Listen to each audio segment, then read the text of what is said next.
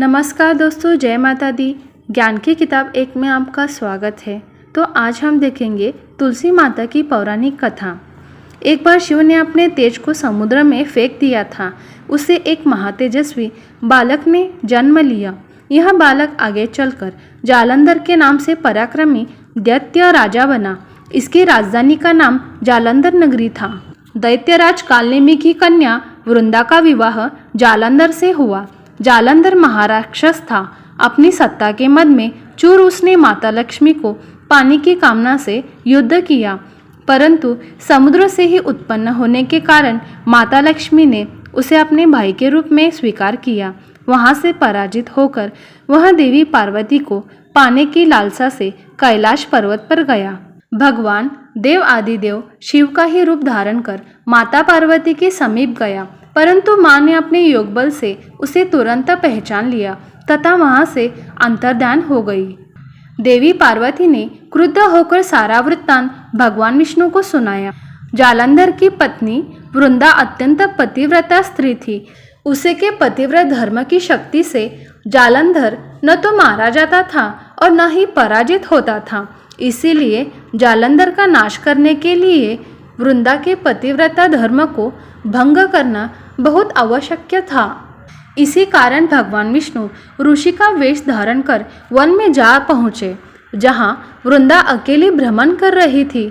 भगवान के साथ 2 मायावी राक्षस भी थे, जिन्हें देखकर वृंदा भयभीत हो गई। ऋषि ने वृंदा के सामने पल में दोनों को भस्म कर दिया। उनकी शक्ति देखकर वृंदा ने कैलाश पर्वत पर महादेव के साथ युद्ध कर रहे अपने पति जालंधर के बारे में पूछा। ऋषि ने अपने मायाजाल से 2 वानर प्रकट किए। एक वानर के हाथ में जालंधर का सिर था तथा दूसरों के हाथ में धड़। अपने पति का यह दशा देखकर वृंदा मूर्छित होकर गिर पड़ी। होश में आने पर उन्होंने ऋषि रूपी भगवान से विनती की कि वह उसके पति को जीवित करे। भगवान ने अपनी माया से पुनः जालंधर का सिर धड़ से जोड़ दिया, परंतु स्वयं भी वह उसी शरीर में प्रवेश कर गए। वृंदा को इस छल का तनिक भी आभास न हुआ। जालंधर बने भगवान के साथ वृंदा पतिव्रता का व्यवहार करने लगी, जिससे उसका सतीत्व भंग हो गया। ऐसा होते ही वृंदा का पति जालंधर युद्ध में हार गया। इस सारी लीला का जब वृंदा को पता चला तो उसने क्रुद्ध होकर भगवान विष्णु को हृदयहीन शिला होने का श्राप दे दिया। अपने भक्त के श्राप को भगवान विष्णु ने स्वीकार किया और शालिग्राम पत्थर बन गए। सृष्टि के पालनकर्ता के पत्थर बन जाने से ब्रह्मांड में असंतुलन की स्थिति हो गई। यह देखकर सभी देवताओं ने वृंदा से प्रार्थना की कि वह भगवान विष्णु को श्राप मुक्त कर दे। वृंदा ने भगवान विष्णु को श्राप मुक्त कर स्वयं आत्मदाह कर लिया। जहाँ वृंदा भस्म हुई वहाँ तुलसी का पौधा उगा। भगवान विष्णु ने वृंदा से कहा, हे वृंदा, तुम अपने सतीत्व के कारण मुझे लक्ष्मी से भी अधिक प्रिय हो गई हो। अब तुम तुलसी के रूप में सदा मेरे साथ रहोगी।